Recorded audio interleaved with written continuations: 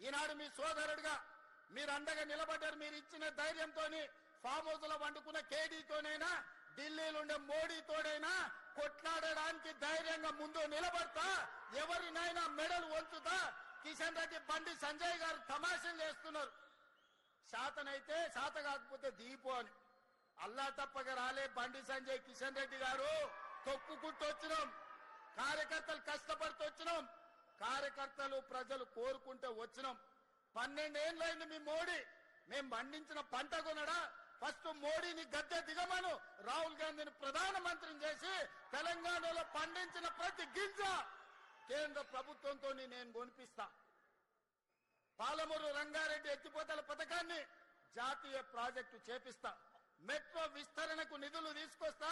Regional ring రోడ్డుకు అవసరమైన నిధులు తీసుకొస్తా. అంతర్జాతీయ స్థాయిలో మా తెలంగాణను అభివృద్ధి చేస్తాం. మీకే మాటలు వచ్చనుకుంటున్నాం, మాకు మాటలతో పాటు చేతలు కూడా వచ్చు. కిషన్ రెడ్డి గారు 15 తారీఖు తర్వాత వడ్ల సేకరణ 75 లక్షల మెట్రిక్ టన్నులు అయిపోతాయి. ఆ తర్వాత నీ సంగతి చెప్తా. ఎట్లా కొనదో కేంద్ర ప్రభుత్వం, మొక్కలు ఎట్లా కొనరో, జొన్నలు ఎట్లా కొనరో, పొద్దు తిరుగుడు ఇత్తులు ఎట్లా కొనరో, మెట్రో రైలుకి ఎందుకు పైసలు ఇయ్యరో, రీజనల్ రింగ్ రోడ్డుకు ఎందుకు అనుమతి ఇవ్వరో, వరంగల్ ఎయిర్పోర్ట్ ఎట్లా రాదో, ఆదిలాబాద్ ఎయిర్పోర్ట్ ఎట్లా నిర్మించారో నీ సంగతి చెప్తా. పొలిమేర్లు కూడా దాటో కిషన్ రెడ్డి నువ్వు అనుకుంటున్నావేమో. నీ కేంద్రంలో ప్రభుత్వం ఉంది, నరేంద్ర మోడీ గారు ఉన్నారని భయపెట్టాలని చూస్తున్నారు.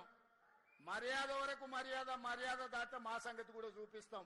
ఎవరికేం భయపడేది లేదు. గుండు అరగుండు ఎవరెవరో ఏమేమో మాట్లాడుతున్నారు, చూస్తూనే ఎట్లెట్లా మాట్లాడుతున్నారు. అందుకే మిత్రులారా,